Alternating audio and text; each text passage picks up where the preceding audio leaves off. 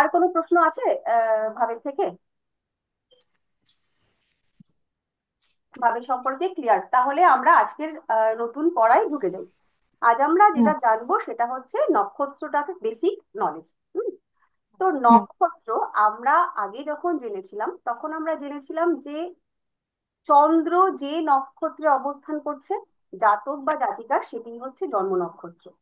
এবং হুম। এটাও জেনেছিলাম যে নক্ষত্র দ্বারা সীমাবদ্ধ ক্ষেত্রটাকেই বলা হয় রাশি। আশা করি মনে আছে, মনে না থাকলে আরেকবার বললাম। এবার নক্ষত্রটা তাহলে কি, সেই ক্ষেত্রে আমরা জানবো যে নক্ষত্র কথাটা এসেছিল হচ্ছে নক্ষ শব্দ থেকে। নক্ষ শব্দের অর্থ হচ্ছে তারা, আর নক্ষত্র শব্দের অর্থ হচ্ছে তারাদের দ্বারা মানচিত্র। অর্থাৎ একটা নক্ষত্রকে আমরা আমরা আজকে জানবো টোটাল 28টি নক্ষত্র আছে, তার মধ্যে 27টি নক্ষত্রকে নিয়ে কাজ করা হয়। তো এই 28টি নক্ষত্রের নাম আমরা জানবো। তো প্রত্যেকটি নক্ষত্র সমান কিন্তু তারাদের সমষ্টি। হুম। তো এই নক্ষত্র কারা এবং তাদের অধিপতি গ্রহ কারা, সেগুলো আজ আমরা শিখব। তো এই প্রসঙ্গে একটা ছোট্ট করে পৌরাণিক গল্প বলি, যেটা জেনে রাখাটা দরকার। আহ, আহ, অনেক গল্প আসবে এক একটা নক্ষত্রে, আমরা যখন পরবর্তী ক্লাসগুলোতে করব তখন আমরা নক্ষত্রের অনেক গল্প জানবো। প্রাথমিক যেটা হচ্ছে সেটা হচ্ছে আহ প্রজাপতি দক্ষ। দক্ষ রাজার নাম আমরা শুনেছি। তো দক্ষ হুম। রাজার 27টি কন্যা ছিল। এই 27টি কন্যার নামেই এই 27টি নক্ষত্র।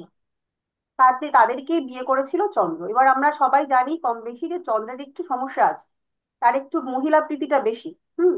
তো এই চন্দ্রের হয়েছিল কি যে 27টি কন্যার মধ্যে রোহিণী নামের যে মেয়েটি, তার সঙ্গেই চন্দ্রর একটু ভাব ভালোবাসা বেশি ছিল, বা বলা যেতে পারে একমাত্র তার সঙ্গেই তার ফিজিক্যাল রিলেশনশিপটা হতো। তো পৌরাণিক গল্পের না অনেক রকম ভাগ পাওয়া যায়, বিভিন্ন গল্পে বিভিন্ন রকম তোমরা পাবে। তো বেসিক্যালি আমি যেটা জানি সেটা তোমাদের বলি।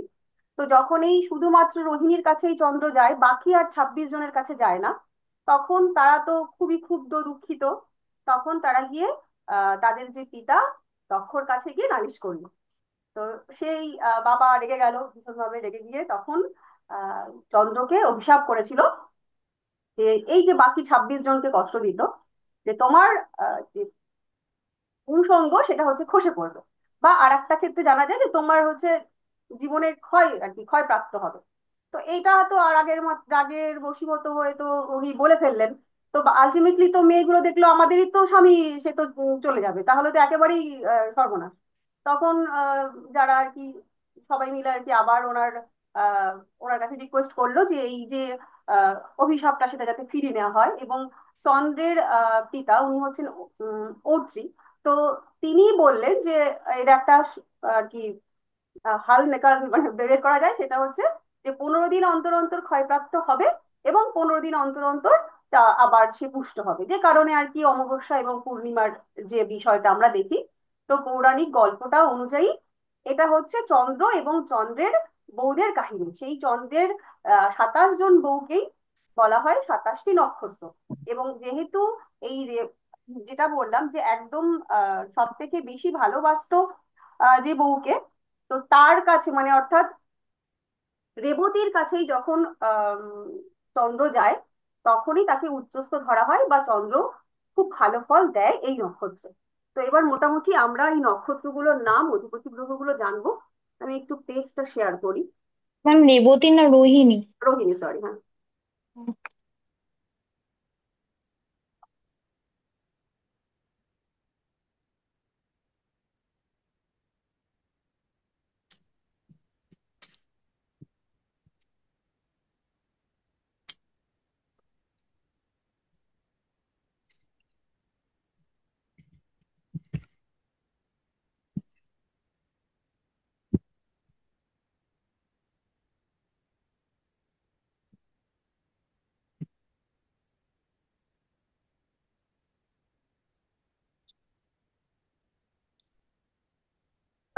স্ক্রিন কি শেয়ার হয়েছে?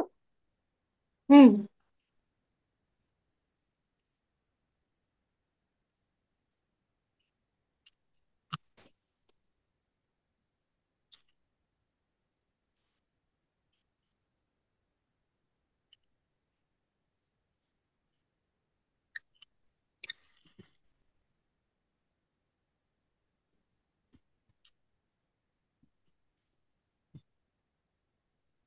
এরকম একটা ছক আপনারা বানিয়ে নিন সকলেই, নখানা এরকম স্ট্যান্ডে করুন।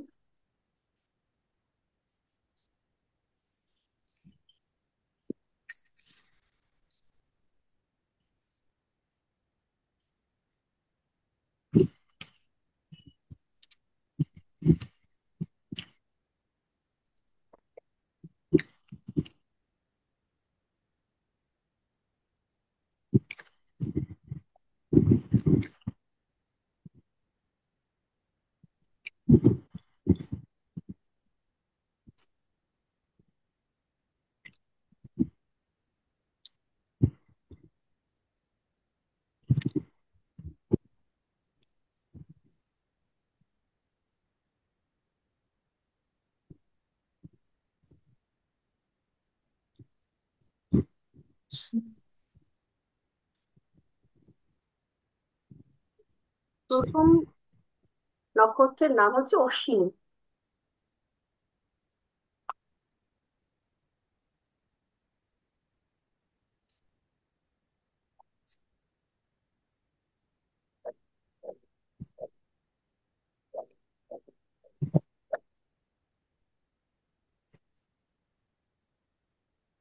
ভরণী তারপরে, এইভাবে আপনারা লিখুন। অশ্বিনী, তারপরে ভরণী, কৃত্তিকা,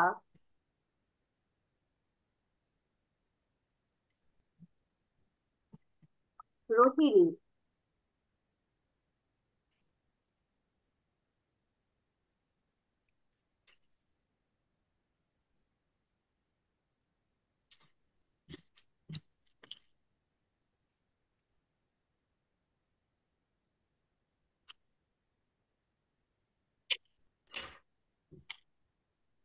ম্যাম, দুটো ঘর কি ছেড়ে দেবো? হ্যাঁ, প্রথম দুটো ঘর ছেড়ে দিন, কারণ হচ্ছে এই কারণটা একটু পরে বলছো। ওখানে অধিপতি গ্রহটা আমরা পরে শিখবো, আগে আমরা নামগুলো লিখি। আপনারা প্রথম ঘরটায় 1 থেকে 9 পর্যন্ত এইভাবে লিখুন।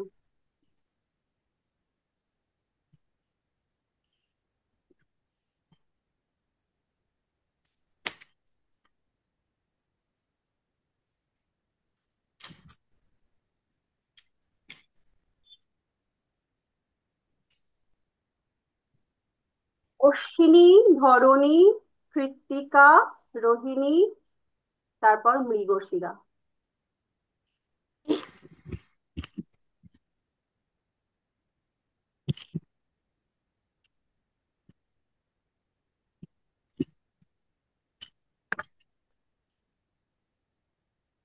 তারপরের ঘরে হচ্ছে আর্দ্রা। আ, দয় রেপ রফলা আকার, আ দয় রেপ আকার, উপরে রেপ মানে রেপ দেবেন। আদ্রা নয়, আর্দ্রা। ম্যাডাম আর একবার বলুন বানানটা। আ, দয় রেপ রফলা আকার। ঠিক আছে।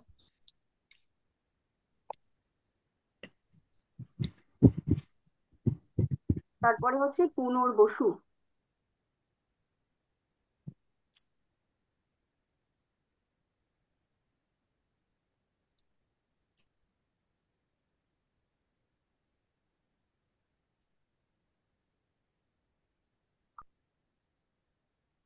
ম্যাম, পাঁচ আর নম্বরটা, 5 নম্বরটা কি বলেন? মৃগ, কোনটা? মৃগশিরা, মৃগশিরা বা মৃগশিরা, তাই না? মৃগশীর্ষাও বলেন অনেকে, মৃগশিরা বা মৃগশীর্ষা। মৃগশিরা লিখলেই হবে। অশ্বিনী, ভরণী, কৃত্তিকা, রোহিণী, মৃগশিরা, আর্দ্রা, পুনর্বসু, পুষ্যা।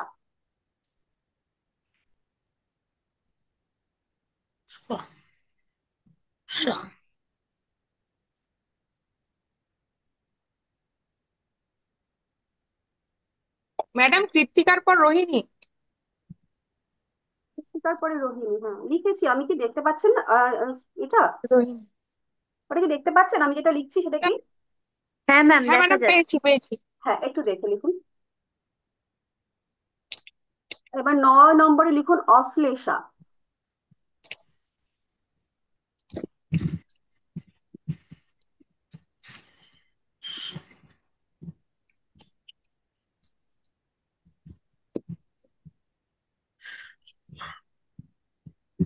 এবার পরের ঘরে ঠিক এই 9 নম্বর এরকম করেই আপনারা কিন্তু স্ট্যান্ডাটা কাটবেন।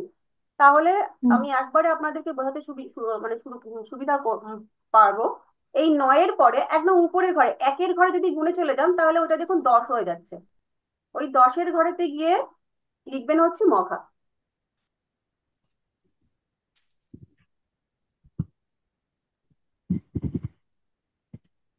হুম। আচ্ছা, এরপরে লিখুন পূর্ব ফাল্গুনী।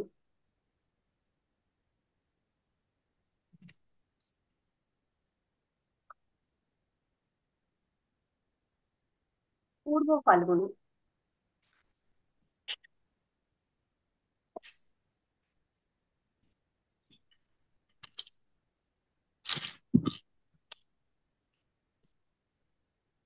পরের ঘরে লিখুন উত্তর ফাল্গুনী।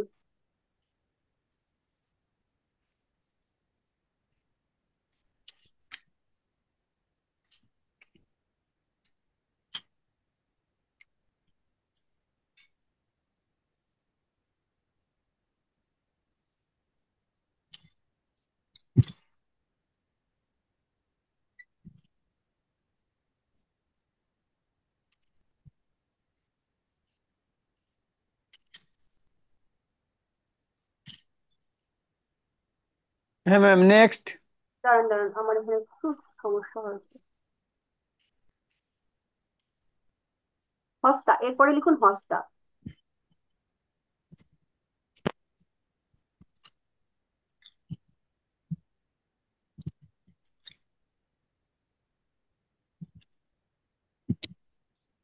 এরপর হস্তার পরে লিখুন চিত্রা।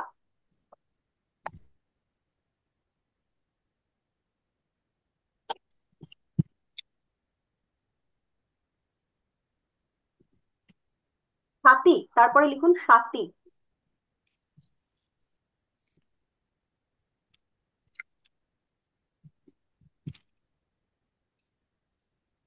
বিশাখা, তারপরে লিখবেন বিশাখা।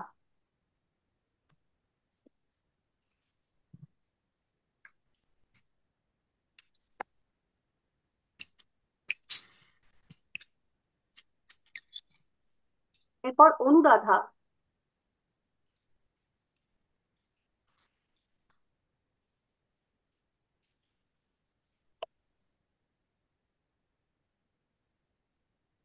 জ্যেষ্ঠা।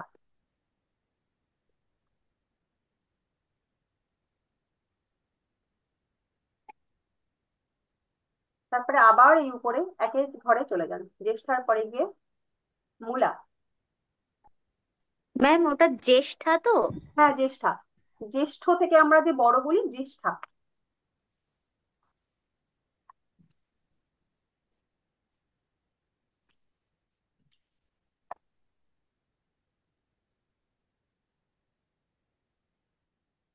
মূলা, মূলার পরে হচ্ছে পূর্বাষাঢ়া। পূর্বসারা বা পূর্বাষাঢ়া। পূর্বসারা।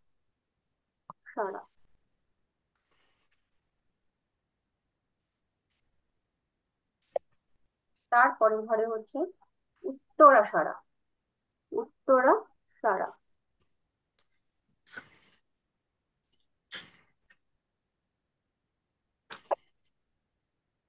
তারপরের ঘরে হচ্ছে শ্রবণা।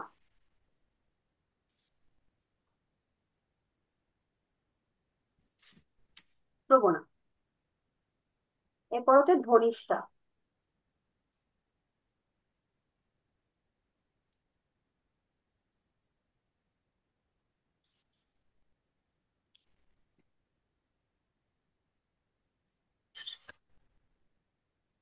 শতভিষা।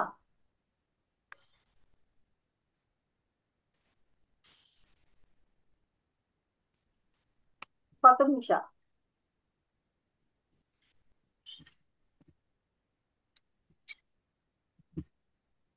পূর্ব ভাদ্রপদ।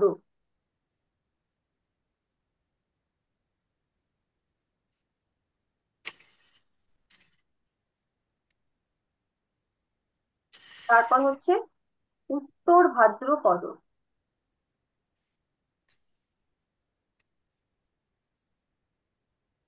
ম্যাম এই শব্দটা বুঝতে পারলাম না, পূর্ব ভাদ্র। ভাদ্রপদ, ভয়াকার, আচ্ছা, দয়রফলা প দ। ঠিক আছে ম্যাম।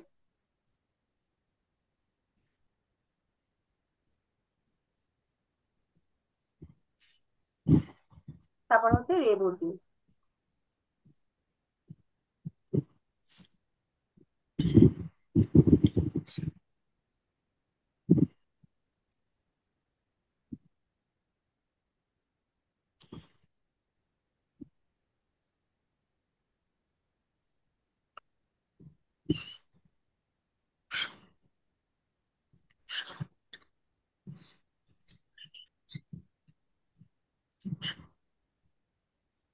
এবার এই পর্যন্ত ক্লিয়ার হয়েছে?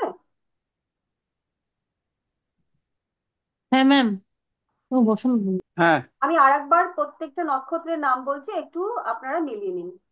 অশ্বিনী, ভরণী, কৃত্তিকা, রোহিণী, মৃগশিরা, আর্দ্রা, পুনর্বসু, পুষ্যা, অশ্লেষা, মঘা, পূর্ব ফাল্গুনী, উত্তর ফাল্গুনী, হস্তা, চিত্রা, স্বাতী, বিশাখা, অনুরাধা, জ্যেষ্ঠা, মূলা, পূর্বাষাঢ়া, উত্তরাষাঢ়া, শ্রবণা, ধনিষ্ঠা, শতবিশা, পূর্ব ভাদ্রপদ, উত্তর ভাদ্রপদ এবং রেবতী।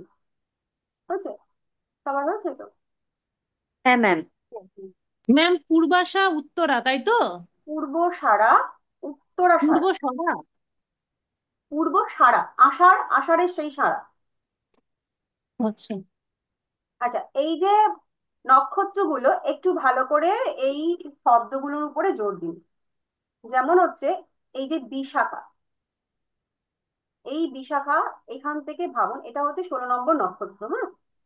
এই হুম। বিশাখা মানে হচ্ছে বৈশাখ মাস, দেখুন নামগুলোর সঙ্গে মিল পাবেন। বিশাখা বৈশাখ, বৈশাখ মাস হলো। অনুরাধাটা আর মাসের নাম হচ্ছে না, জ্যেষ্ঠা থেকে জ্যৈষ্ঠ মাস। মূলাটাতেও মাসের নাম হচ্ছে না। পূর্ব সারা থেকে আষাঢ় মাস শুরু হলো। পূর্ব সারা, উত্তর সারা, শ্রবণায় শ্রাবণ মাস। ধনিষ্ঠাটা গেল। দাঁড়ান ম্যাম, দাঁড়ান ম্যাম, দাঁড়ান ম্যাম, লিখে নি। আর লিখে নিতে হবে না, আগে বুঝে নিন, এগুলো আপনারা নিজেরা এখান থেকে ফাইন্ড আউট করতে পারবেন।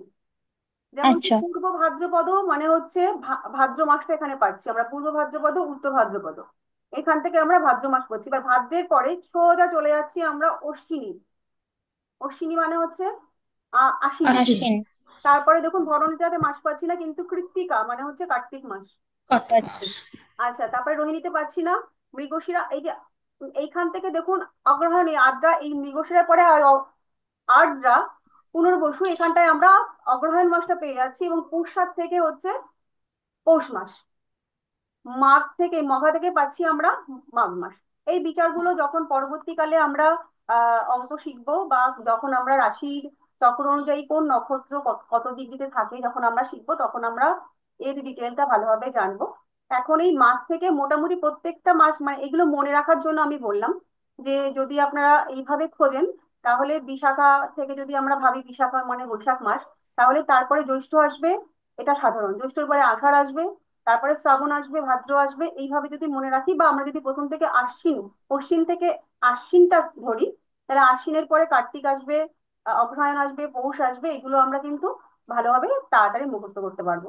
আর এই নামগুলো কিন্তু মুখস্থ করা ছাড়া আর কোনো উপায় নেই। এই যে 27টা নাম, এটা মুখস্থ করতে একটু টাইম লাগতে পারে, কিন্তু এটা নামগুলো মনে রাখতে হবে।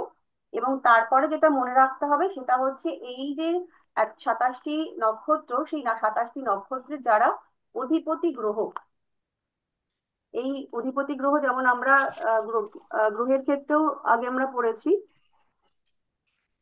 এবার আমরা নক্ষত্রের ক্ষেত্রে দেখে নেব।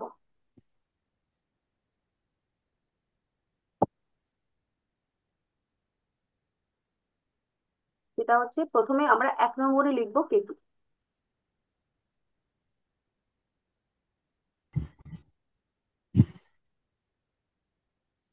2 নম্বর ঘরে লিখবো আমরা শুক্র।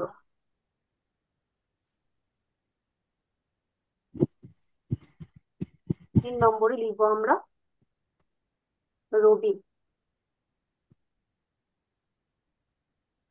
4 নম্বর ঘরে আমরা লিখবো চন্দ্র। কি? চন্দ্র। সংযোগ। 5 নম্বরে লিখবো মঙ্গল।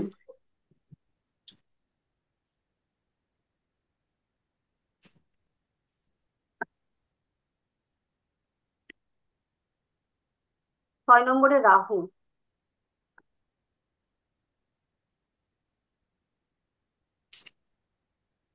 7 নম্বরে হচ্ছে বৃহস্পতি। 8 নম্বরে হচ্ছে শনি।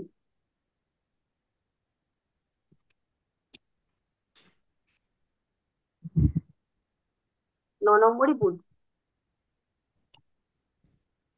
9 নম্বরে বুধ।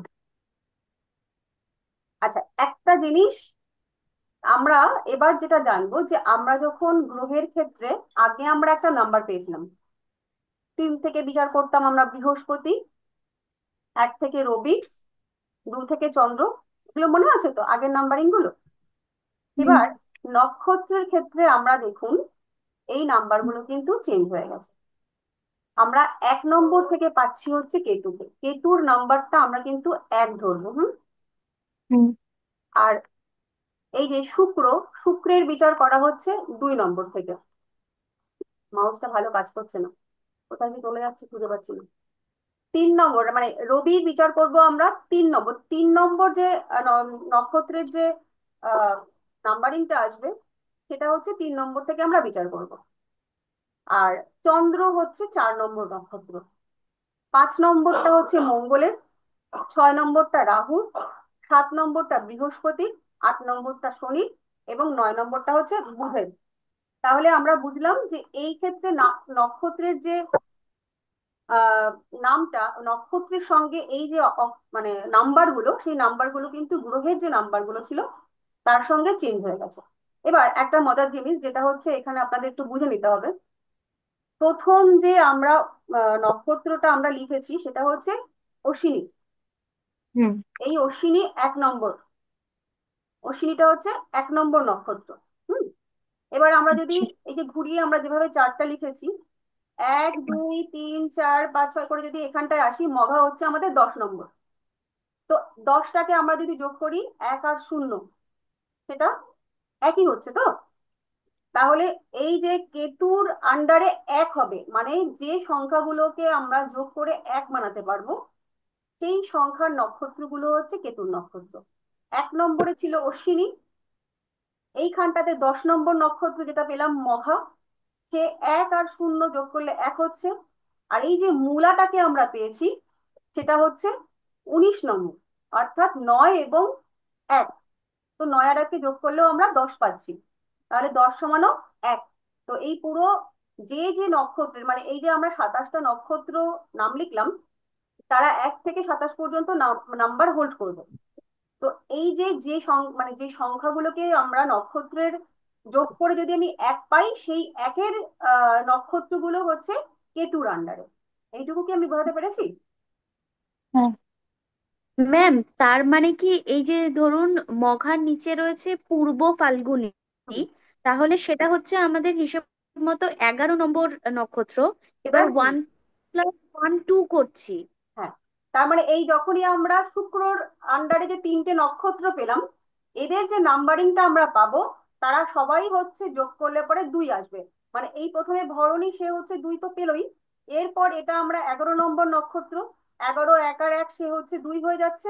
এবং এই পূর্ব হুম। সারা, সেখানেও আমরা 20 নম্বর নক্ষত্র, অর্থাৎ 2 এবং 0 যোগ করলে 2 পেয়ে যাচ্ছি। বেশ। সিমিলারলি ঠিক। ঠিক এই যে রবিকে আমরা 3 নম্বর নক্ষত্র পেয়েছি, 3 নম্বরটা হচ্ছে রবি। তাহলে প্রথম হচ্ছে কৃত্তিকা, এটা 3 নম্বর নক্ষত্র। এবং এই যে উত্তরাষাঢ়া, এটা হচ্ছে 12 নম্বর নক্ষত্র। তো 2 এবং 1 যোগ করলে আমরা 3 পাচ্ছি। উত্তরাষাঢ়াও সেরকম 21 নম্বর নক্ষত্র। তো 2 এবং 1 যোগ করলে আমরা 3 পাচ্ছি। এইভাবে হুম। এই যে মানে এই যে 3টে স্থান যে আমি বোঝালাম, এই 3টে দিয়ে মোটামুটি আমি কি সূত্রটাকে ক্লিয়ার করতে পেরেছি? হ্যাঁ ম্যাম। হুম। হ্যাঁ ম্যাম। এবার খুব তাহলে সুন্দর। এই যে যতগুলো নক্ষত্র আছে 1 থেকে 27 পর্যন্ত, এবার এই 27 নম্বর নক্ষত্রটা দেখুন, 7 এবং 2, অর্থাৎ 9। এই নয়। স্ট্যান্ডাটা এটা পুরোটাই 9, অর্থাৎ বুধের নাম্বার হচ্ছে 9। তাহলে যেই যেই নক্ষত্রগুলোকে তাদের সংখ্যা আমরা যোগ করে 9 আনতে পারবো, সেই 9 সংখ্যার প্রত্যেকটি নক্ষত্র হচ্ছে বুধের আন্ডারে। আবার ঠিক সেরকম ভাবে এই যে 8 শনির, যে যে নক্ষত্র সংখ্যাকে যোগ করে আমরা 8 পাবো, সেগুলো প্রত্যেকেই হচ্ছে শনির আন্ডারে।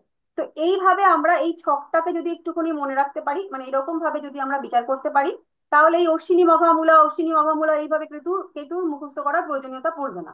যে কেতুর আন্ডারে কোন কোনগুলো, যেগুলো হচ্ছে এক সংখ্যার নক্ষত্র। তো তার আগে আমাদেরকে কিন্তু যেটা করতে হবে, সেটা হচ্ছে এই যে নক্ষত্র, তাদের পুরো যে আহ সংখ্যাগুলো, সেটা আমাদেরকে একটু নিজেদের মতন করে মুখস্থ করে ফেলতে হবে। সেটা কি, যে না, এক একটা নক্ষত্র লিখবো আর নক্ষত্রের পাশে আমরা নাম্বারটা লিখবো। নক্ষত্রের পাশে যখন আমরা নাম্বারটা লিখবো, তখন লিখতে লিখতে কিন্তু এটা আস্তে আস্তে ক্লিয়ার হয়ে যাবে।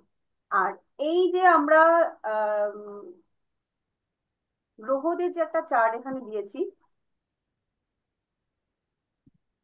এই যে একদম কেতুর থেকে শুরু করে বুধ, এই কেতুর হুম। থেকে শুরু করে বুধকে মানে এই যে চার্টটা, এটা এইরকম ভাবেই আসবে। মানে কেতুর পরে শুক্র, শুক্রের পরে রবি, রবির পরে চন্দ্র, এই রকম ভাবেই আসবে। এমন না যে আমি কেতুর পরে গিয়ে বুধ লিখবো বা বুধের পরে গিয়ে মঙ্গল লিখবো, যেমন আমরা কিনা গ্রহর ক্ষেত্রে করেছি, যে রবি চন্দ্র বুধ, এইভাবে পরপর রবি চন্দ্র মঙ্গল বুধ দিয়ে আমরা শুরু করেছি। সেই টেবিলটা কিন্তু এক্ষেত্রে কার্যকরী নয়। এক্ষেত্রে কিন্তু এই প্রথমে কেতু, শুক্র, রবি এইভাবেই আসবে। আর এদের হুম। জন্য একটা ছোট্ট সূত্র আমি শিখিয়ে দিচ্ছি, যেটা সকলে লিখে নাও বড় বড় করে, এবং এটা হচ্ছে মনে রাখার একটা টুল। সেটা হচ্ছে কে সু র চ ম রা বৃ সু বৃ স বু। এটা হচ্ছে মুখস্থ করে ফেলতে হবে। কে সু র চ ম রা বৃ স বু। এই ম্যাডাম একটু আস্তে আস্তে। উপর থেকে নিচে করে লেখো, উপর থেকে স্ট্যান্ডা করে লেখো। কে সু ম র চ ম রা চমরা বৃ বিষব স বু। কেশুদের দারুণ। চমরা বিশ্ব কেশুদের এই কেশু র চমরা বৃষভু, এইটা যদি আমরা মুখস্থ করে ফেলি, তাহলে আমাদের এই টেবিলটা মুখস্থ করতে খুবই সুবিধা হবে। আর এটা দিয়েই কিন্তু পরবর্তীকালে আমাদের দশা অন্তর্দশার সময় কিন্তু এই কি টুলটা লাগবে। এটা কিন্তু একদম মুখস্থ ম্যাডাম করে ফেলতে হবে। বলছি বলছি ম্যাডাম, চার্ট বিচার করতে গেলে এই নাম্বার গুলো বেশি গুরুত্বপূর্ণ, না কোন গ্রহের আন্ডারে সেই গ্রহগুলো মনে রাখাটা বেশি ইম্পর্টেন্ট? খুবই গুরুত্বপূর্ণ। গ্রহ ফল দেবে নক্ষত্রে, কার নক্ষত্রে অবস্থান করছে সেইটার সাপেক্ষে গ্রহকেও জানতে হবে। এবং গ্রহ কোন নক্ষত্রে বসে আছে, সেই নক্ষত্র আবার কোন গ্রহকে কানেক্ট করছে, অর্থাৎ তার যে অধিপতি গ্রহ, সেইটাও আমাদের জানতে হবে। একটু ধীরে ধীরে জানবো, তবে যখন পুরোপুরি বিচার করতে হবে, তখন গ্রহ এবং গ্রহের নক্ষত্র দুটোই কিন্তু জানতে হবে। কারণ প্রত্যেকটা গ্রহ ফল দেয় সে কোন নক্ষত্রে অবস্থান করছে সেই সাপেক্ষে। ঠিক আছে। অতএব এইটা স্কিপ করার কোনো রকম উপায় নেই। এই পুরো নাম্বারিংটা, এটা কিন্তু দেখো তোমাদের পড়ার চাপটা একটু বেশি হয়ে গেল। যেহেতু আগের দিন ভাব, তারও একটা অনেক পড়া, প্রত্যেকটা ভাবের 5-7টা করে আমাদের কারকত্ব আমরা পেয়েছি, সেটা মনে রাখা, এবং তারপরে এই 27টা নক্ষত্র মনে রাখা, তাদের অধিপতি মনে রাখা, নাম্বারিং মনে রাখা, এগুলো একটু চাপ হয়ে গেল কিন্তু এটা কিন্তু রেগুলার বেসিসে করতে হবে, না হলে কিন্তু গুলিয়ে যাবে এবং ওই দীপিকার মতন মনে হবে আমার আর ভালো লাগছে না, সব মাথার উপর দিয়ে চলে যাচ্ছে। কিন্তু মানে করতে করতে হয়ে যাবে সকলেরই। আমরা শুরু করেছিলাম, আমাদেরও এই একই রকম দীপিকার মতন হয়েছিল, যে কিচ্ছু বুঝতে পারছি না, এত ম্যাম কি এখানে করে মনে রাখবো। নিউমারোলজিটাও মানে সম্পূর্ণ পাল্টে গেল, শুধুমাত্র 8 শনিটাকে রিপ্রেজেন্ট করছে, বাদ বাকি আর কোনোটা সব মিললো না। পাল্টে গেল একদম। হ্যাঁ ম্যাডাম, এই জন্যে গুলিয়ে যাচ্ছি। হ্যাঁ, গুলিয়ে যাবে সব না, ভুলে গুলিয়ে যাচ্ছে। যাবে না। এটা প্রথমবার বলে আমাদের একটু অসুবিধা হচ্ছে। আমরা যখন নিজেরা খাতাতে করে একবার দুবার করে নিজেরা প্র্যাকটিস করে নেব, তখন আর গুলিয়ে যাবে না, কোনো অসুবিধা হবে না। একটু মানে একবার দুবারের বিষয়টা নয়, আমি ভুল বললাম। এই যে নক্ষত্রগুলোকে মনে রাখা, এটা একবার দুবারের বিষয় নয়। আমরা যখন পড়াশোনা করেছিলাম, আমরাও তো এরকম অনেক বন্ধু বান্ধবরা মিলে পড়াশোনা করতাম। তো আমাদের কিছু ছেলে বন্ধু ছিল, যেগুলো আমি শেয়ার করতে পারবো না, সরি। তো তারা আমাদেরকে কিছু সূত্র বানিয়ে দিয়েছিল এই নক্ষত্রকে মনে রাখার জন্য, একটা ছড়া। তো এইরকম যদি বন্ধু বান্ধবরা মিলে বা আপনারাও যদি মিলে নিজেরা কিছু এরকম বানাতে পারেন সূত্র, মানে এই নক্ষত্রদের কিভাবে মনে রাখবো, এই চেষ্টা করলে পারা যাবে। তো এরকম করে মনে রাখতে হবে, মানে 27টা নক্ষত্র। হ্যাঁ, হয়ে যাবে। নক্ষত্রগুলো আপনারা একদম মুখস্থ করে করে রাখতে পারবেন, কিন্তু একটু সমস্যা হতে পারে যে 11 নম্বর নক্ষত্র কোনটা, 25 নম্বর নক্ষত্র কোনটা, 27 নম্বর নক্ষত্র কোনটা, এটা প্রথম প্রথম দিকে একটু অসুবিধা হবে। কিন্তু এটা ঘাবড়ে যাওয়ার কোনো বিষয় নেই, আস্তে আস্তে আমরা সবাই সেগুলো মোটামুটি রপ্ত করে নিতে পারবো। আচ্ছা, এই এই যে এইটুকু নক্ষত্র আমরা শিখলাম, এখানে কি কারোর কোনো রকম প্রশ্ন আছে? কিছু বোঝাতে পারলাম না বা কিছু, কেউ কিছু আছে কোনো প্রশ্ন? না ম্যাম। বেশ, তাহলে এরপরে আমরা যেটা করব সেটা হচ্ছে এই যে 27টা নক্ষত্র, এদের হচ্ছে দেবতাদের নামগুলো একটু লিখে ফেলি।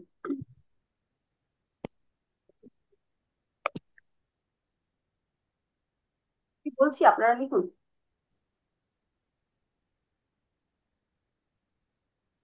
অশ্বিনী দেব বৈদ্য। ম্যাম, এটা কি ওই পাশে যে ঘরটা খালি আছে হ্যাঁ, এই ওটাই যে লিখ? ফাঁকা, এই ফাঁকা ঘরটাতে লিখুন দেব ও বৈদ্য। আচ্ছা, কি বললেন ম্যাম, একবার বলুন। দেব বৈদ্য, বৈদ্য মানে ওই যে যারা ডাক্তার আর আচ্ছা কি, আচ্ছা, হ্যাঁ হ্যাঁ হ্যাঁ। দেবতাদের ডাক্তার।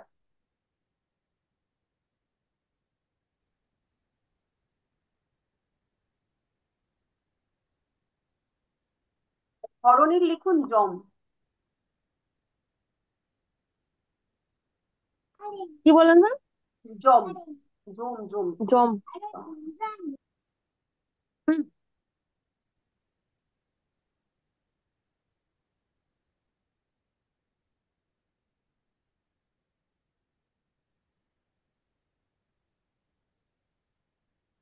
কৃত্তিকা, কৃত্তিকার লিখবো হচ্ছে অগ্নি।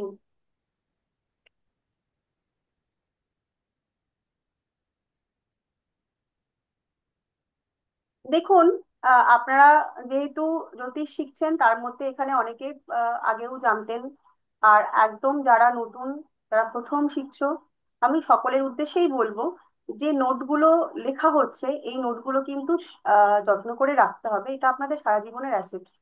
আর আমি একরকম ভাবে শেখাচ্ছি, অন্য ম্যাডাম বা অন্য স্যার হয়তো আর এক রকম ভাবে শেখাবেন।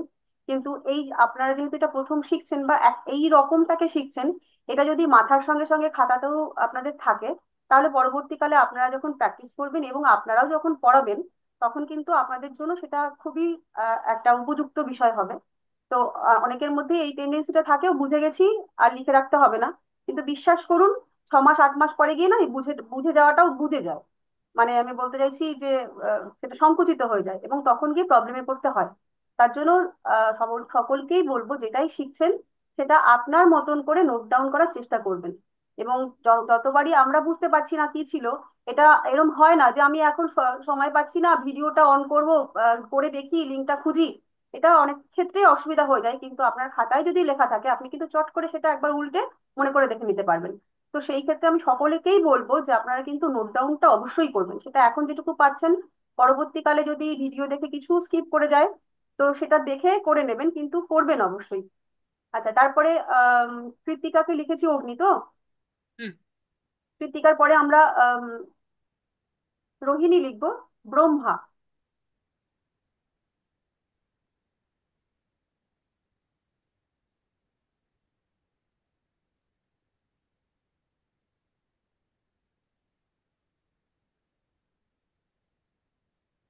মৃগশিরা চন্দ্র।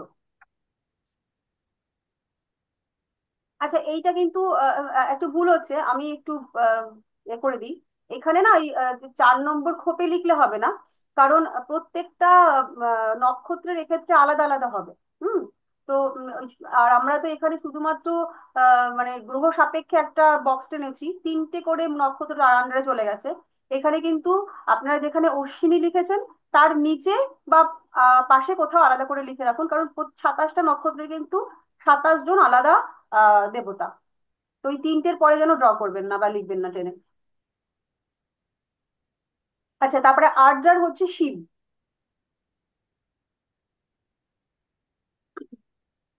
কি বলেন ম্যাম? আদ্রার আর্দার শিব, শিব। শিব। আচ্ছা, তারপরে আর পুনর্বসু হচ্ছে অদিতি। না ম্যাম, মৃগশিরা বাদ থেকে গেল, Mrigashira. Sorry sorry sorry, Mrigashira আমি চন্দ্র বলেছি তো। চন্দ্র, হ্যাঁ চন্দ্র। ও বলেছি। চন্দ্র, হ্যাঁ। আচ্ছা, তারপরে পুষ্যা লিখুন বৃহস্পতি। আদ্রার পর পুনর্বসু বললেন না ম্যাম? পুনর্বসু ম্যাম, পুনর্বসু শিব অদিতি। হলো আদ্রা শিব, অদিতি, পুনর্বসু অদিতি। অদিতি।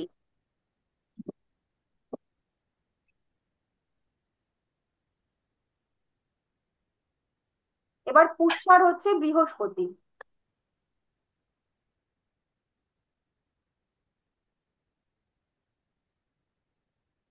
অশ্লেষা, অশ্লেষার হচ্ছে সর্প।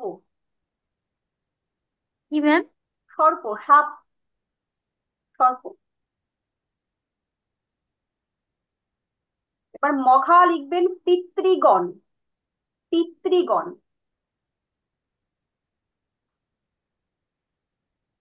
ম্যাম, এটা নিচে কলম করে কি লিখবো, না ওই ওই মগার সাথেই লিখবো? প্রত্যেকটা যে নক্ষত্র লিখেছেন তার নিচে নিচে হুম হুম। লিখুন, তাহলে এটা পরে আপনারা আপনাদের খাতায় ফ্রেশ করে লিখে নেবেন দেবতা হিসাবে। এখন আপাতত ওই প্রত্যেকটা নক্ষত্রের নিচে লিখে রাখুন। কি বললাম ম্যাডাম কি শেষ? লিখবো? আমি শেষ কি বললাম? মঘা। মঘা মঘা। বললাম।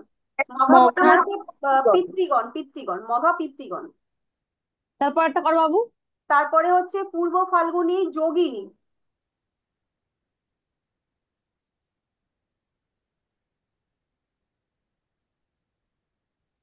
উত্তর ফাল্গুনী অর্যমা।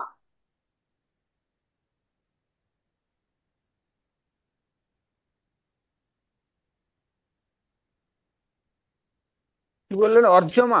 অর্যমা, অ অন্তর্জয় রেপ ময়াকার।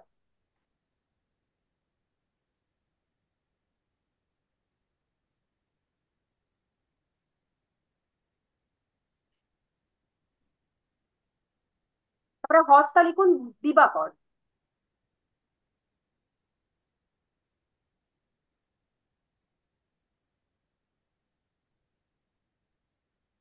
চিত্রা, চিত্রা লিখুন বিশ্বকর্মা।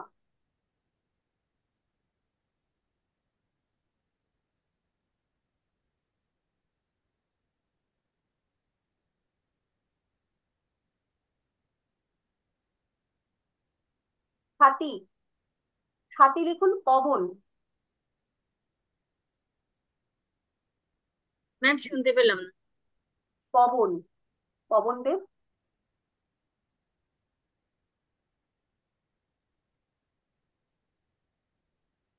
বিশাখা, এবার বিশাখা লিখুন ইন্দ্র ও অগ্নি।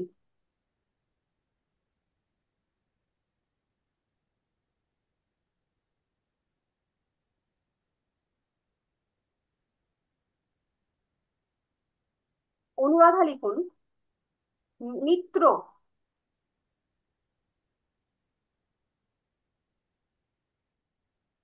কি ম্যাডাম, মিত্র? মিত্র, মিত্র। ম্যাম, বিশাখা বললেন ইন্দ্র ও অগ্নি। অগ্নি। আচ্ছা। ম্যাম সাথীটা আরেকবার বলুন না, মিস করে গেছি। সাথী। সাথী, হ্যাঁ। সাথী সাত। হচ্ছে পবন। আচ্ছা আচ্ছা, ঠিক আছে। অনুরাধা ম্যাডাম ময়রসি তৈরফলা মিত্র। মিত্র বন্ধু, হ্যাঁ মিত্র।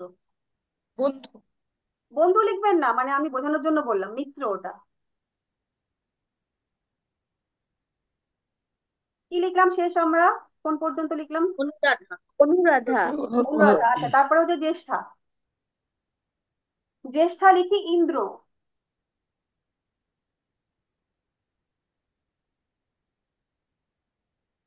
তারপরে মূলা, মূলা লিখুন রাক্ষস।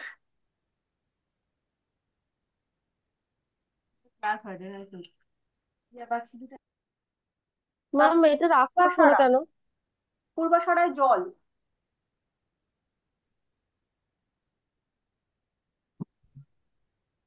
তারপরে উত্তরাষাঢ়া, উত্তরাষাঢ়ায় লিখুন বিশ্বদেব।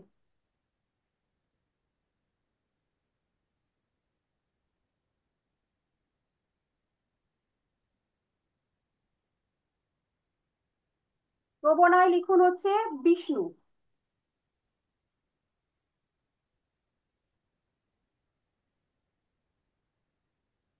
ধনিষ্ঠায় লিখুন বরুণ।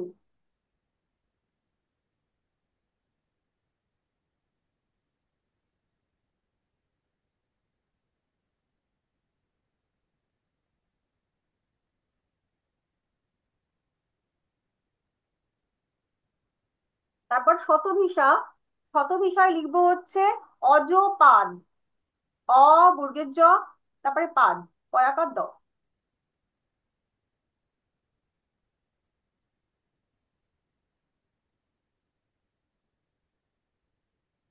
উত্তর ভাদ্রপদতে লিখবো অহিবৃধ্ন। ম্যাডাম শতভিষাট একবার বলবেন? শতভিসায় বরুণ। অজ শতভিষা ওই অজ, অজ অজ কি একটা বললেন? অজপাত বললেন। পূর্ব ভাদ্রপদতে অজপাদ। অজ পাদ। হ্যাঁ, অবর্গের জ পয়াকার দ। কত বিষয় কি বললেন? ম্যাম আপনি শতভিসায় অজপাদ বললেন, হ্যাঁ, শতভিসায় বরুণ, শতভিসাই বরুণ। তাহলে কারেক্ট করে আর নিন, শতভিসায় বরুণ। ধনিষ্ঠাতে বরুণ বললেন। ধনিষ্ঠাতে বরুণ। আরে শতভিসায় বরুণ, আবার প্রথম থেকে আসলে লিখুন শতভিসায় বরুণ। তারপরে পূর্ব ভাদ্রপদতে অজপাদ। তারপরে হচ্ছে অহিবৃধ্ন। অ হয়সী বৈরী ধ নয়কর, অহিবৃধ্ন। ম্যাম আর একবার বলবেন? কোনটা বলবো? ওই ওহি। বৃধ্ন, বৈরী ধ নয়কর।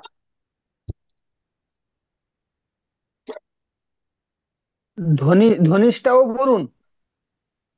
ধনিষ্ঠা বরুণ বলেছি নাকি? হ্যাঁ, হ্যাঁ হ্যাঁ, ধনিষ্ঠা বলছিলেন। আচ্ছা, সে একটা আমি যেটা লিখছেন আমি পরে একবার কারেকশন করে দিচ্ছি, আপনারা মিলিয়ে নেবেন, হ্যাঁ। আচ্ছা। আচ্ছা, ঠিক আছে। অহিবৃদ্ধর পরে পুষা, পুষা, রেবতী পুষা। পুষা। উত্তর ভাদ পুষা না কিন্তু পুষা। প্রথম থেকে একটু মিলিয়ে নিন তো। অশ্বিনী হচ্ছে দেব বৈদ্য, তারপরে হচ্ছে যম। পরপর মিলিয়ে যান আপনারা, হ্যাঁ। হুম হুম অগ্নি, ব্রহ্মা, চন্দ্র, শিব, হুম অদিতি, হুম বৃহস্পতি, সর্প, পিতৃগণ, হুম যোগিনী, হুম অর্যমা, হুম দিবাকর, তারপরে দিবাকর, হুম বিশ্বকর্মা, বিশ্বকর্মা, পবন, দেব, ইন্দ্র ও অগ্নি, মিত্র, হুম তারপর হুম অগ্নি, এই ইন্দ্র, মিত্রর পরে হুম আবার ইন্দ্র। হুম ইন্দ্র ঠিক, হচ্ছে হুম জ্যেষ্ঠার। আচ্ছা, হুম হুম এবার হচ্ছে রাক্ষস, হুম পূর্ব সারার জল, হুম হুম উত্তরা সারার বিশ্বদেব, শ্রবণার বিষ্ণু, ধনিষ্ঠার বসু, শতবিশা বরুণ, পূর্ব হুম। ভাদ্রপদ অজপাদ, উত্তর ভাদ্র। ম্যাম আমি শুনতে পারলাম না, এখানে কানে এটা নেটের প্রবলেম হলো। কোনটা শুনতে পারলেন না? ধনিষ্ঠাটা আর শোভনাটা শুনতে পারলাম না। ধনিষ্ঠা হচ্ছে বসু, বসু। কুসুম, থ্যাংক ইউ ম্যাম। শতভিসা বরুণ, হুম পূর্ব ভাদ্রপদ অজপাদ। হুম আচ্ছা, উত্তর ভাদ্রপদ অহিবৃধ্ন। হুম আর রোহিণী হচ্ছে পূষা। হুম এটুকু ক্লিয়ার? কোথায় গেল? উত্তর ভাদ্রপদ। উত্তর ভাদ্রপদ এখনো হয়নি। উত্তর ভাদ্রপদ ওই হচ্ছে ওই অহিবৃধ্ন।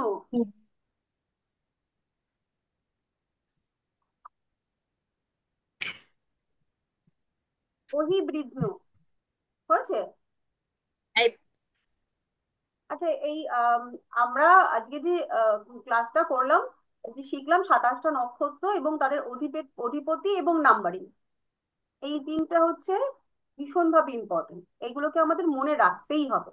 আর আমরা যে দেবতাগুলোর নাম জানলাম, তাদেরকে মনে রাখার কোনো রকম বাধ্যবাধকতা নেই। এটা আমরা জেনে রাখার জন্য জানলাম। এটা মনে রাখতেই হবে এমন বিষয় নয়, এটা আপনারা জেনে রাখলেন। এরপর আমরা যেটা জানবো সেটা হচ্ছে প্রত্যেকটি নক্ষত্রের একটা প্রতীক বা চিহ্ন থাকে। সেইটা দিয়ে আমরা চিহ্নটা মনে রাখার চেষ্টা করব। কেন কি চিহ্ন দিয়ে আহ সেই নক্ষত্রের সম্পর্কে একটা ধারণা তৈরি হয়, যেটা দিয়ে আমরা প্রেডিকশন করতে পারি বা আমাদের সুবিধা হতে পারে। তো আমরা যেটা প্রথমেই জানলাম যে আহ, নক্ষত্র অর্থাৎ অনেকগুলো তারার সমষ্টি। তো কাল্পনিক রেখা দিয়ে, যেমন আমরা আগে যেমন জেনেছি যে মেষ রাশি, তো ওই রাশিটির নাম মেষ কেন হলো? কারণ ওই যে নক্ষত্রগুলো তাদেরকে কাল্পনিক একটা রেখচিত্র দিয়ে যদি আমরা জুড়ে দিই, তাহলে তার আকৃতিটা মেষের মতন হয়, সেই জন্য তাকে মেষ মেষ বলা হয়েছে। তেমনি এই যে নক্ষত্রগুলো আমরা জানলাম অনেকগুলো তারার সমষ্টি, ওই তারাগুলোকেও যদি কোনো রকম ভাবে রেখচিত্র দিয়ে আমরা জুড়ে দিই, তাহলে যে চিহ্নগুলো হবে সেইগুলো দিয়েই নক্ষত্রের একটা প্রতীক তৈরি করা হয়েছে। তো প্রত্যেকটা নক্ষত্রের আলাদা আলাদা প্রতীক, সেই প্রতীকগুলো আমরা একটু জেনে নেব। এবার অশ্বিনীর প্রতীক। অশ্বিনীর প্রতীক হচ্ছে অশ্বের মুখের মতন।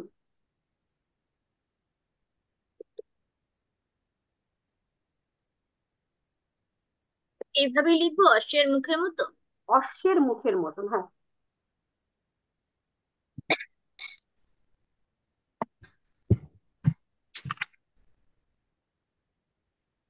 এটা কিন্তু আমরা মনে রাখার চেষ্টা করব, ওগুলো আমরা মনে রাখবোই, এটা ম্যাম আমরা এখানে মনে হেডিং রাখার কিছু চেষ্টা করতে করব। হবে? হ্যাঁ, এখানে হেডিং কিছু করতে হবে? হ্যাঁ, ওই যে কলমে প্রতীক বা চিহ্ন, চিত্রটা। নক্ষত্রের প্রতীক আচ্ছা বা চিহ্ন। আচ্ছা আচ্ছা। তো যেটা বলছিলাম যে নক্ষত্র, তাদের অধিপতি গ্রহ এবং নাম্বার, এটা মনে রাখতেই হবে। আর প্রতীক বা চিহ্ন আমরা মনে রাখার চেষ্টা করব। দেবতা মনে না রাখলেও চলবে, প্রেডিকশনে ওগুলো মৃগশিরা। দেবতাকে আর কাজে লাগবে না।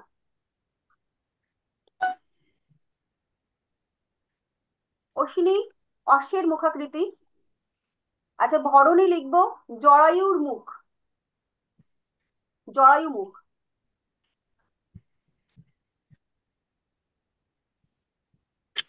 হুম। ম্যাডাম কি বললেন? জয়? জরায়ু মুখ।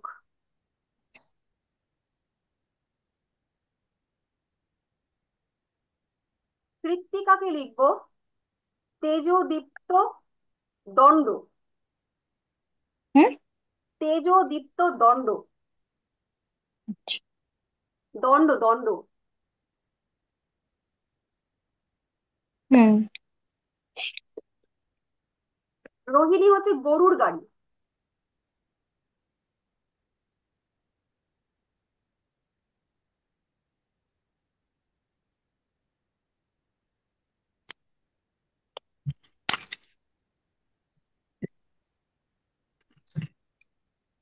মৃগশিরা হচ্ছে হরিণ।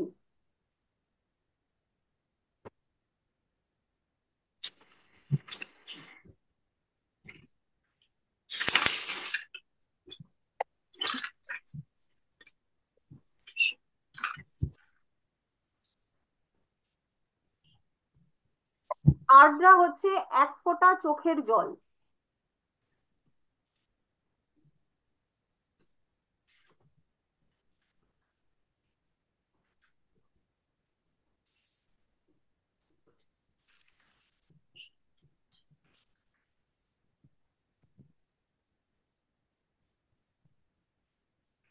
পুনর্বসু তীর রাখার তুন। কি? তীর রাখার তুন মানে যে আহ জিনিসটার মধ্যে তীরগুলোকে হুম। রাখা হয়, সেই পাত্রটা মানে তীর রাখার তুন। তয় দীর্ঘ কোনটা মূর্ধন্যয় দেব। কোনটা ম্যাডাম? আদ্রা? না, আদ্রার পরে। আদ্রা হচ্ছে এক ফোঁটা আহ, চোখের জল। হ্যাঁ, পুনর্বসু। বসু, হ্যাঁ।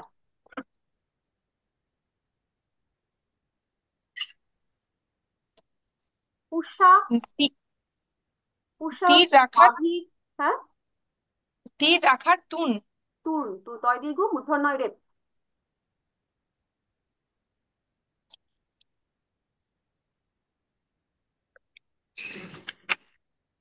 উষা গাভীর বাট। গাধি কি? কি গাভীর বললেন? গরু, গাভীর বাট। হুম। অশ্লেষা হচ্ছে কুণ্ডলীকৃত সাপ, কুণ্ডলীকৃত সাপ। আর অশ্লেষার দেবতা সর্প। এই সাপের থেকে সর্প মনে থাকবে। হুম হুম মঘা সিংহাসন সহ রাজসভা।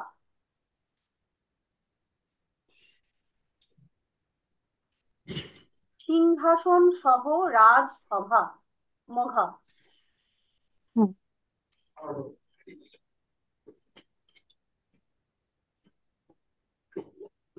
আর পূর্ব ফাল্গুনিতে লিখবেন দোদুল্যমান বিছানা। হুম হুম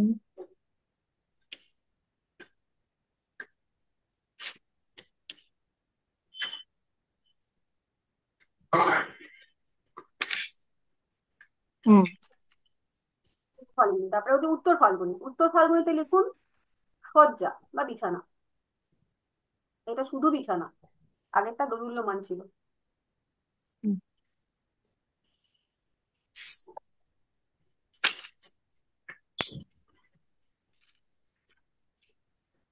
হুম।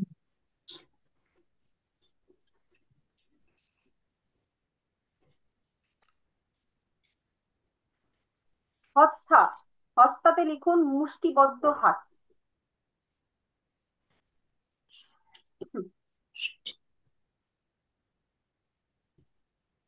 হুম।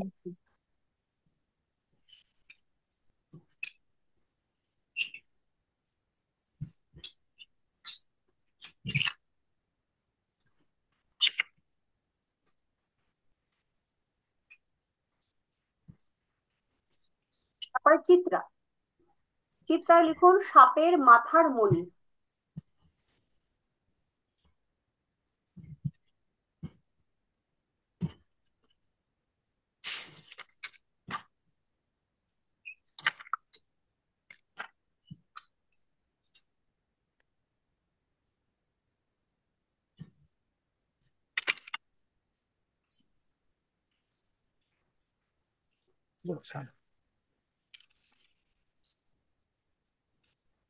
ছাতিটা ফাঁকা রাখবেন। এই ছাতিটার প্রতীক চিহ্ন নিয়ে আমার একটু কনফিউশন আছে, এটা আমি সামনের দিন আপনাদেরকে ক্লিয়ার করব। ছাতিটা ফাঁকা রাখুন। এবারে বিশাখাটা লিখুন তোরণ। হ্যাঁ, তরুণ। তোরণ, হ্যাঁ।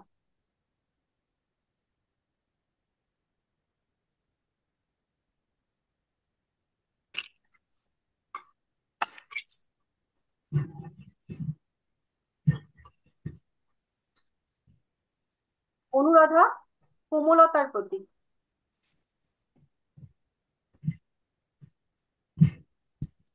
ম্যাম কোমলতার প্রতীক। কোমল মানে নরম, কোমলতার হ্যাঁ প্রতীক।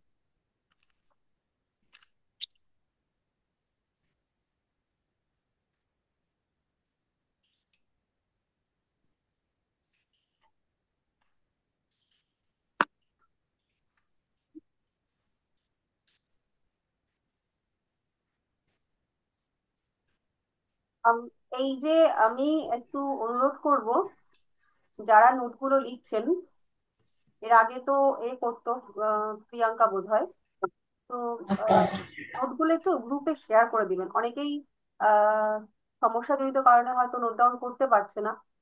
তো তাদের ক্ষেত্রেই এটা কিন্তু খুব হেল্পফুল হবে। এবং আপনারা যেহেতু গ্রুপে সকলেই একে অন্যের বন্ধু সদৃশ, তো এটা আপনাদের একটা দায়িত্বের মধ্যেও পড়ে। আমি আগেও বলেছি, হাতের লেখা খারাপ ম্যাম আমারটা বোঝা যাবে না, এগুলো ম্যাটার না।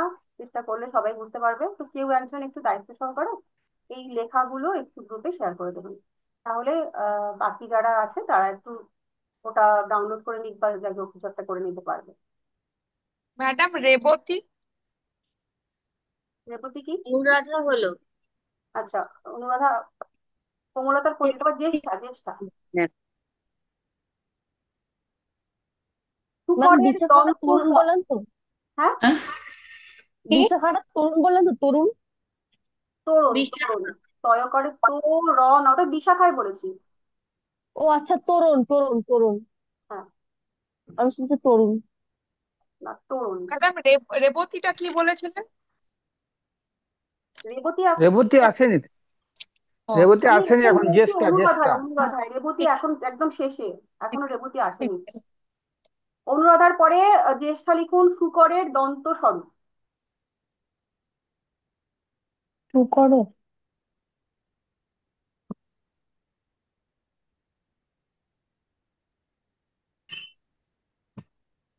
হুম। ম্যাম আরেকবার বলবেন? শুকরের দন্ত স্বরূপ বা সদৃশ। স্বরূপ। স্বরূপ, হ্যাঁ।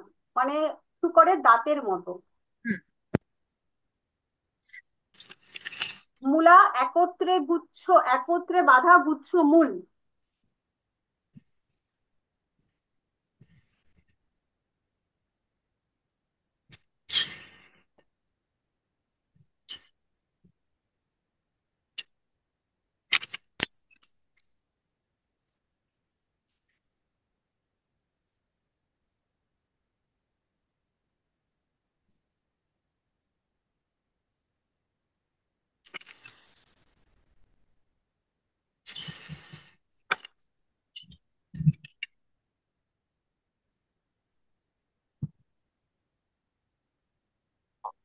ছাড়া, পূর্ব সারা লিখুন হাত পাখা।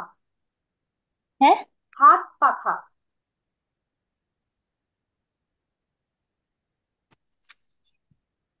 হুম।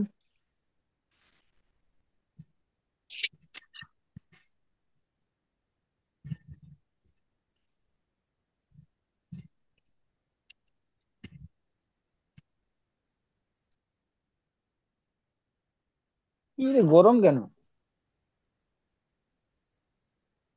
উত্তরা সারা, উত্তরা সারা লিখুন মঞ্চ সদৃশ। মঞ্চ, স্টেজ যেটাকে বলে, মঞ্চ সদৃশ। মঞ্চ সদৃশ। সদৃশ্য।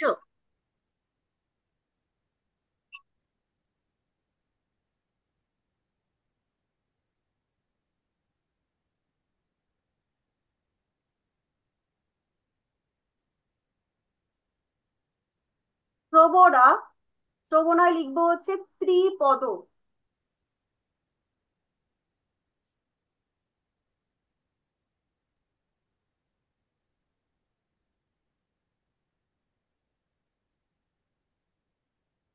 শ্রীপদ। ত্রি না, ত্রি তালবস। ত্রি। তয়রফলা রসিকার। ত্রি, তিন। তিন পদ, ত্রিপদ।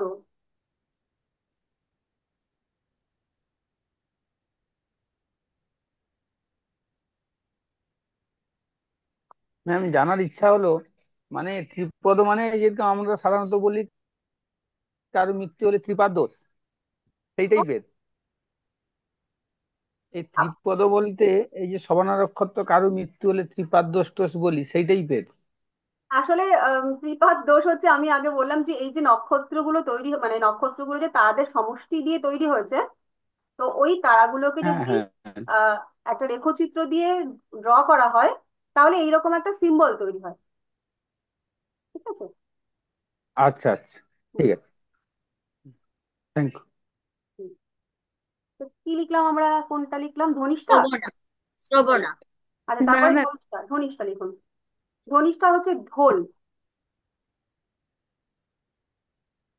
ঢোল, ঢোল।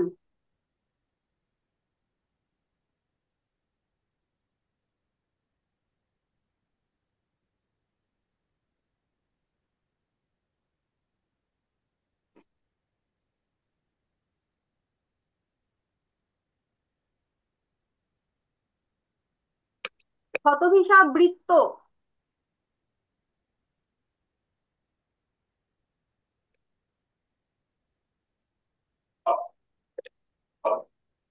বৃত্ত লিখেছেন? বৃত্ত। বৃত্ত, মৃত্যু না, বৃত্ত, গোল গোল বৃত্ত। বৃত্ত, হ্যাঁ।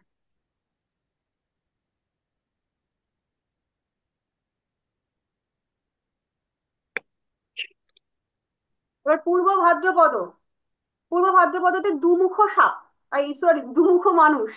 সাপ না, দুমুখ মানুষ।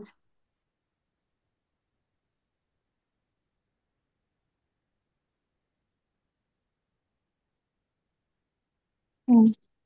উত্তর ভাদ্রপদ, উত্তর ভাদ্রপদ, এটা হচ্ছে হুম। শেষ সজ্জা। শেষ সজ্জা, মানে সজ্জা বলতে বিছানা, সাজ নয়।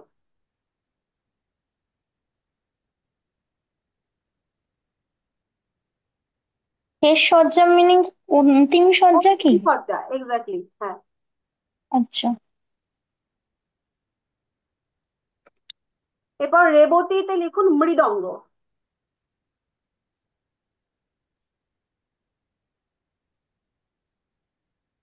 হুম।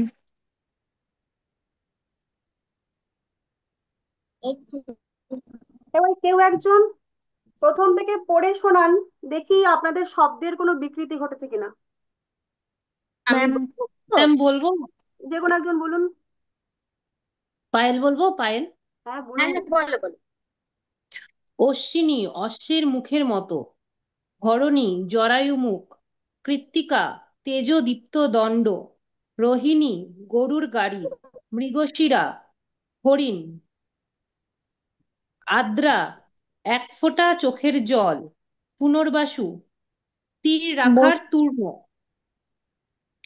পুষ্যা গাভীর বাট, অশ্লেষা কুণ্ডলীকৃত সাপ, মঘা সিংহাসন সহ রাজসভা, পূর্ব ফাল্গুনী দোদুল্যমান বিছানা, উত্তর ফাল্গুনী শয্যা অথবা বিছানা, হস্তা মুষ্টিবদ্ধ হাত, চিত্রা সাপের মাথার মণি, বিশাখা তোরণ, অনুরাধা কোমলতার প্রতীক, জ্যেষ্ঠা শূকরের দন্তস্বরূপ, মূলা একত্রে বাঁধা গুচ্ছমূল, পূর্বসারা হাত পাখা, উত্তরাষাঢ়া মঞ্চ সদৃশ, শ্রবণা ত্রিপদ, ধনিষ্ঠা ঢোল, শতভিসা বৃত্ত, পূর্ব ভাদ্রপদ দুমুখ মানুষ, উত্তর ভাদ্রপদ শেষ শয্যা, রেবতী মৃদঙ্গ। ব্যাস। তাহলে আমাদের মোটামুটি নক্ষত্র, নক্ষত্রের অধিপতি এবং নক্ষত্রের দেবতা এবং আহ প্রতীক, এগুলো আজ আমরা শিখলাম। এটা বিষয়ে আজ আর কি কারোর কোনো রকম প্রশ্ন বা কিছু আছে যেটা বোঝা যায়নি? ম্যাম বলছিলাম যে আপনি বললেন যে 28টা নক্ষত্র। আচ্ছা হ্যাঁ, 28 নম্বর নক্ষত্রের নাম হচ্ছে অভিজিৎ, লিখে রাখুন। কি ম্যাম? অভিজিৎ। অভিজিৎ।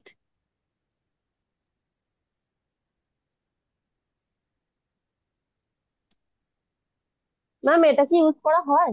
না, আসলে এই যে মহাবৃত্তকে যে 360 ডিগ্রির যে বিভাজনটা হয়েছে, অভিজিৎকে গ্রহণ করতে হুম, গেলে সেই বিভাজনটার ক্যালকুলেশনটা মেলে না। সেই জন্য 27টাকে দিয়ে ইউজ করাটা হয় আর কি। হুম। ম্যাম আমার আগের একটা কোশ্চেন ছিল, জিজ্ঞাসা করবো? বলুন। হুম। বলছি যে আপনি বলেছিলেন প্রথম দিকে একদম যে কৃষ্ণপক্ষের অষ্টমী থেকে শুক্লপক্ষের সপ্তমী পর্যন্ত অশুভ, শুক্লা অষ্টমী তিথি থেকে কৃষ্ণপক্ষের সপ্তমী তিথি পর্যন্ত চন্দ্র শুভ ফল দেয়। মানে কি এই সময় যারা হবে সেটার উপর বলছেন যে শুভ অশুভ? হ্যাঁ, বিষয়টা যখন আমরা ক্যালকুলেশন করা শিখবো পরবর্তীকালে, তো হুম হুম ধরুন আমরা জানতে পেরেছি যে মঙ্গলের আহ, বন্ধু গ্রহ হচ্ছে চন্দ্র। এবার হুম এই চন্দ্রটা শুভ ফল দেবে কি অশুভ ফল দেবে, তো সেটা হুম শুধুমাত্রই আমরা দেখে নিলাম যে ধরে নিলাম মেষ লগ্ন। কিন্তু এই মেষ হুম লগ্নের সাপেক্ষে চন্দ্র শুভ ফল দিচ্ছে কি দিচ্ছে না, তার জন্য আমাদের আর একটা হুম ক্যালকুলেশন করতে হবে। সেটা হচ্ছে যে এই জাতক বা জাতিকা সে যে হুম জন্মগ্রহণ করেছিল, সেই হুম। জন্মগ্রহণের সময় অমাবস্যার মানে কৃষ্ণপক্ষ ছিল না শুক্লপক্ষ ছিল, তার একটা তিথি থাকে। আমরা এখনো পঞ্চাঙ্গ হ্যাঁ শিখিনি। হ্যাঁ যখন আমরা পঞ্চাঙ্গ শিখবো হ্যাঁ হ্যাঁ। তখন আমরা সেই তিথির ডিটেলস গুলো জানবো। তো সেই তিথি অনুযায়ী চন্দ্র কি হুম অবস্থায় ছিল, সেই বিশ্লেষণটা হুম আমাদের তখন সেখান থেকে জানতে হবে। তখন হুম চন্দ্র যদি সে হচ্ছে অশুভ চন্দ্র থাকে, তখন হুম। কিন্তু মঙ্গল গ্রহের মিত্র হওয়া সত্ত্বেও সেই শুভ ফলটা সে দিতে ব্যর্থ হবে।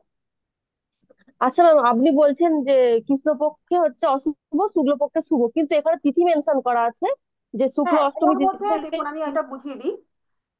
যেহেতু ওই যে নির্দিষ্ট তিথিগুলো, তিথিগুলো হুম কিছু তিথিতে আছে যখন চন্দ্র একদম তার ক্ষমতা হ্রাসপ্রাপ্ত হচ্ছে, অর্থাৎ অশুভ হয়ে যাচ্ছে।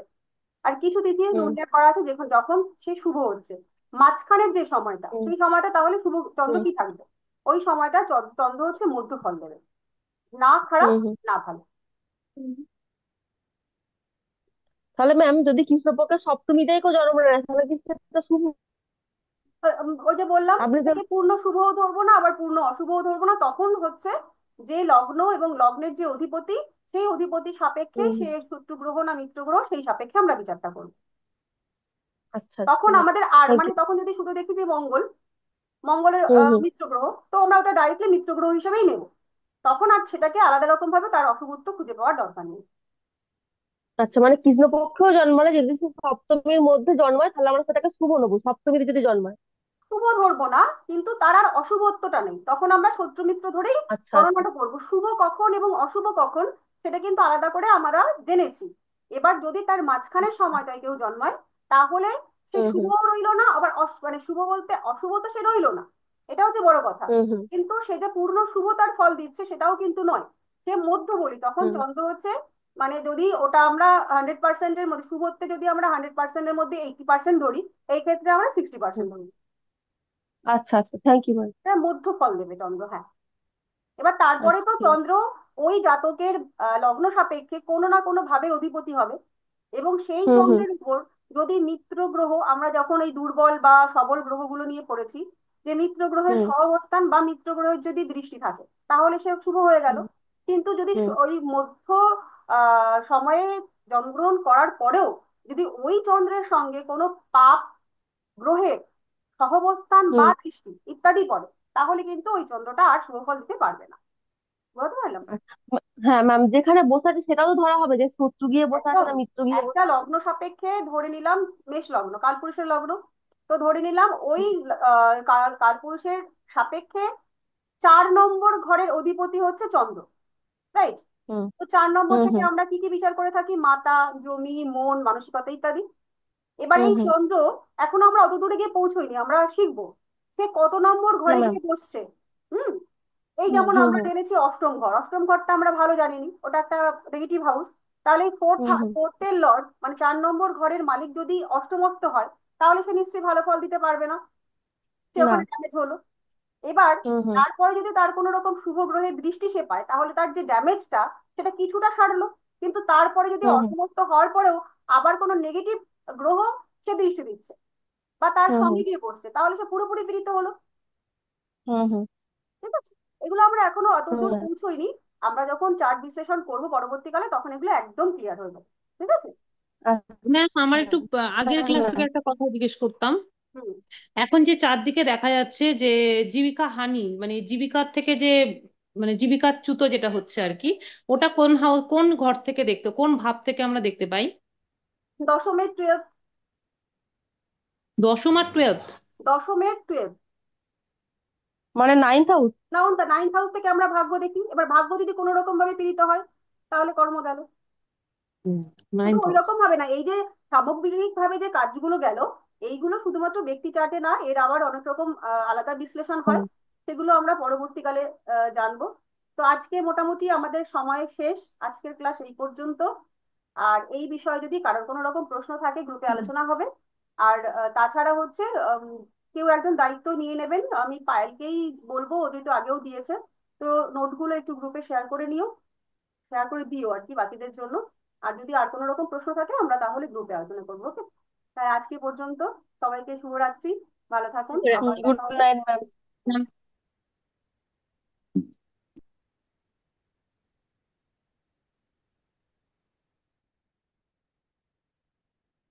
আপনারা একটু গ্রুপটা লিভ করে দিন।